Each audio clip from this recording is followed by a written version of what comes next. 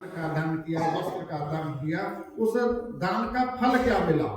उस दान का फल है सत्संग। और सत्संग का फल क्या है? सत्संग का फल है संत दर्शन। और संत दर्शन का मतलब क्या होता है? भगवंत दर्शन। अप्रामाणिकता देखिए कैसे है।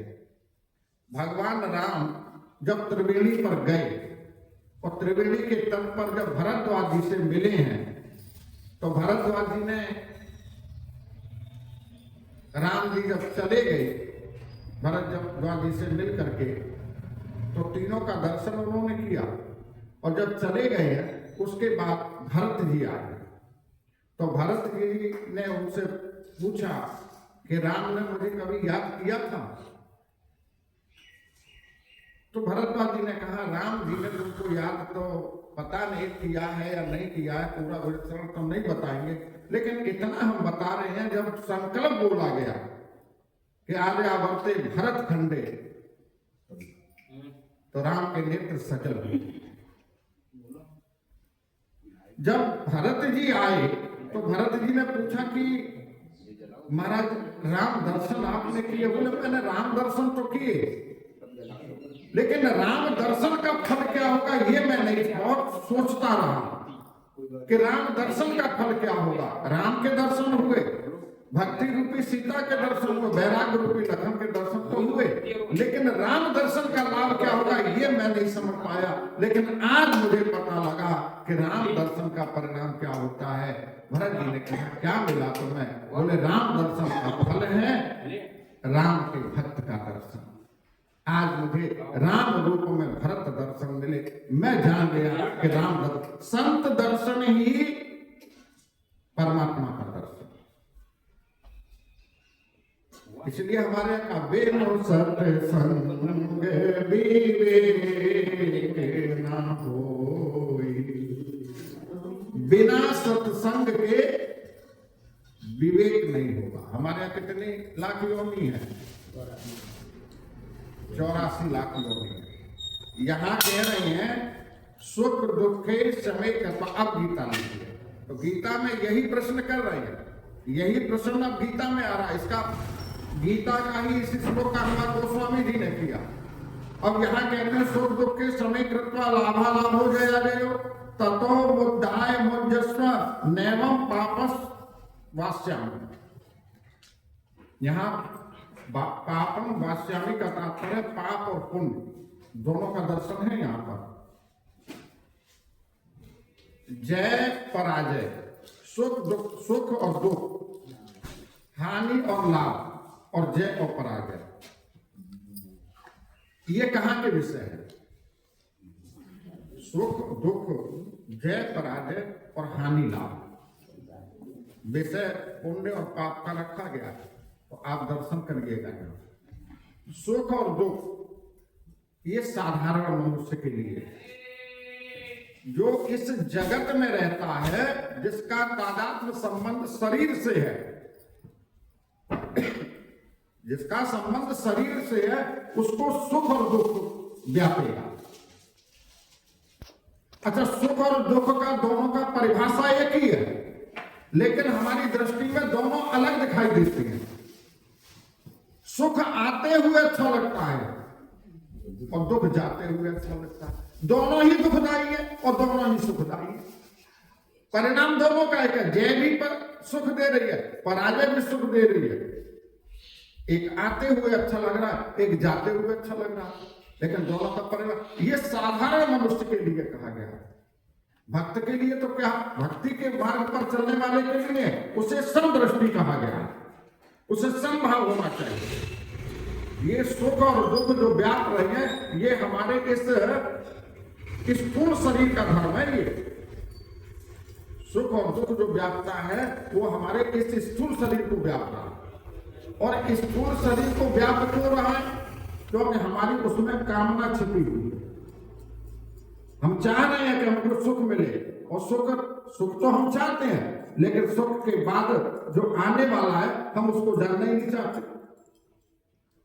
कोई भी संसार का प्राणी ये नहीं कह सकता कि मुझे दुख चाहिए। ऐसा कोई हुआ संसार में?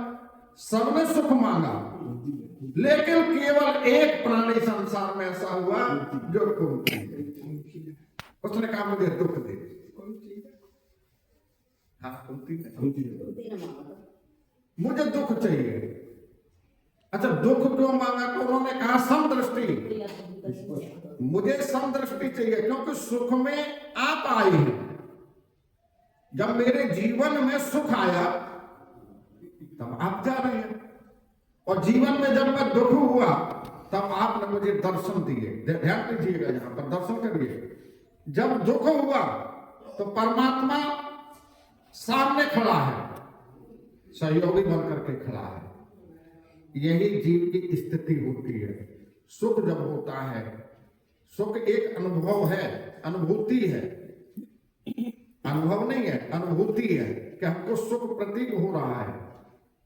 सुख की अनुभूति शरीर करता है, लेकिन उस सुख में जब परमात्मा हमारे, दुख में परमात्मा हमारे प्रत्येक क्षण खड़ा रहा, और जब सुख की प्राप्ति हुई जीव को तो उसकी विस्मृति करता है।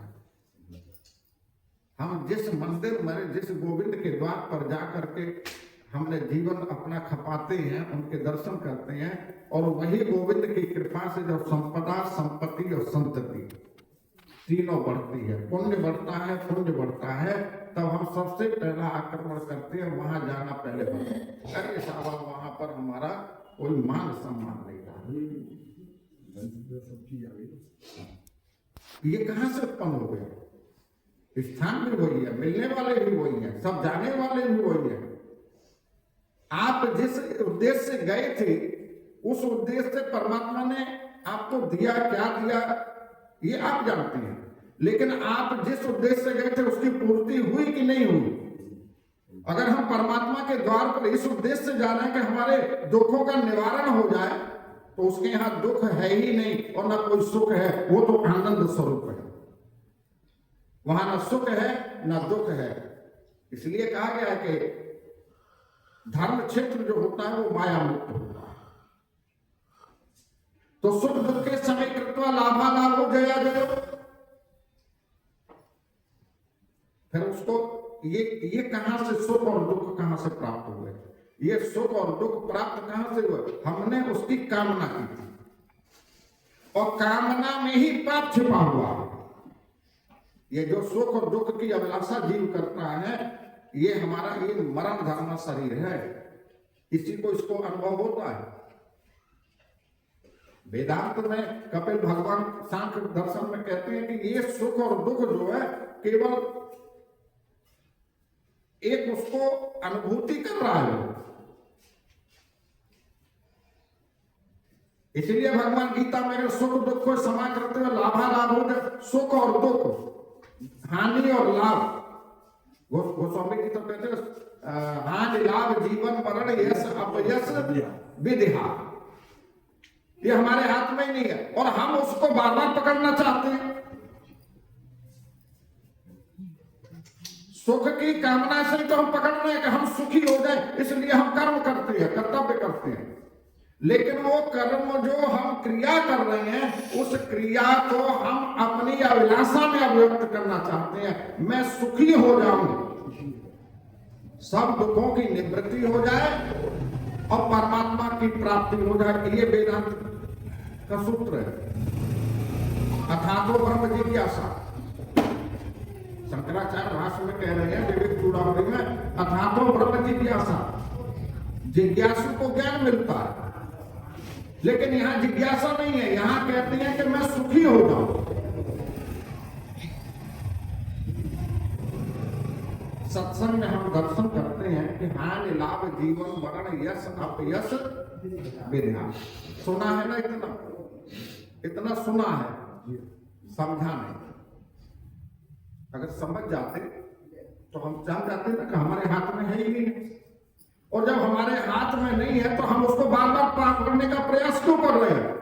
क्योंकि अज्ञानता के कारण, और अज्ञानता के कारण ही ये पाप हो रहा है। अज्ञानता के कारण ही जो हमारे अंदर रजोगुण व्याप्त है, वो रजोगुण में ही क्रोध और कामना बसी हुई है। उस कामना के कारण ही ये हमें दुख मिल रहा है।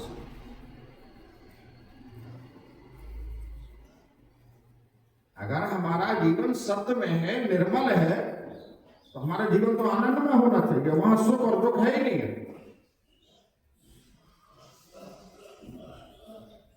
यहां भगवान कहते हैं कि जैसे अज्ञान के कारण, जैसे अज्ञान कहां छिपा हुआ है, जैसे धुएं में अग्नि छिपी हुई है। यहां दर्शन दे रहे हैं, भगवान कह रहे हैं